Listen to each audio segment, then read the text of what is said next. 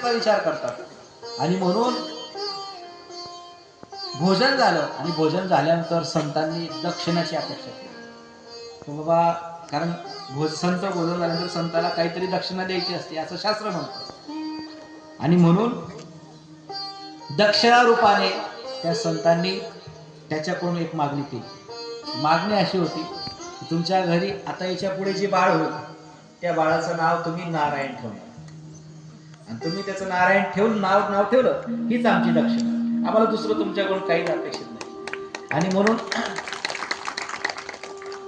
ते आवडलं त्याला, बाबा हे काही पैसे मागत नाही, काही नाही, आणि मुलाचं नाव नारायण ठेवायचंय, आपल्याला कुठलं तरी नाव ठेवायचं म्हणून आपण नारायण ठेवू, म्हणून नारायण नाव ठेवण्यासाठी तो तयार झाला. काही वर्ष लोटले गेले, त्याच्या घरी बाळ जन्माला आलं. जे बाळ जन्माला आलं त्या बाळाचं नाव त्यांनी नारायण ठेवलं.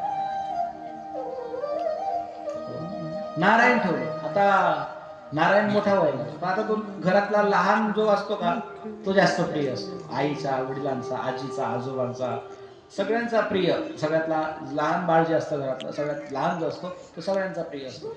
आणि म्हणून तो नारायण सर्वांचाच प्रिय होता. येता जाता, उठता बसता सगळे ठिकाणी नारायणचं, इकडे जाऊ नारायण, तिकडे जाऊ नारायण, खाऊन घे नारायण, पिऊन घे नारायण, हे आण नारायण, ते आण, आणि प्रत्येक वेळेस नारायण नारायण नारायण नारायण म्हणून सारखं नारायण नारायण. एवढंच नाही, तो अजामिल थोडासा थकला, जीर्ण झाला आणि आता बेतावर आलेला आहे, म्हणजे मरणाच्या बेतावर आलेला आहे, शेवटचा काळ चाललाय. आणि अशा वेळेला त्याला कुणाचंच ध्यान होत नाही, कुणाचाच मोह सुटत नाही, कुणाचीच आठवण येत नाही. फक्त त्याला एकच आठवण येते, माझा नारायण कुठे. म्हणजे त्या नारायणाची नाही, पण या नारायणाची, मुलाची. हा कुठे नारायण दिसत नाही, नारायण दिसत नाही. कोणी जरी आलं, माझ्या नारायणला पाठवता का, त्याची काळजी घ्या बरं का, तो लहान आहे, त्याला जास्त कळत नाही. आणि त्याच्याच विषयी चर्चा, त्याच्या सोबतच बोलणं, त्याचाच हव्यास त्या आजाराला होता.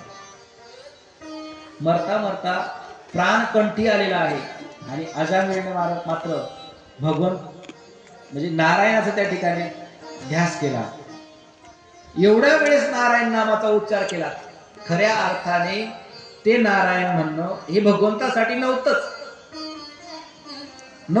ते त्यांच्या मुलासाठी होतं, पण नाव हे नारायण होतं. आणि भगवंताचं नाव हे सामान्य नसतं.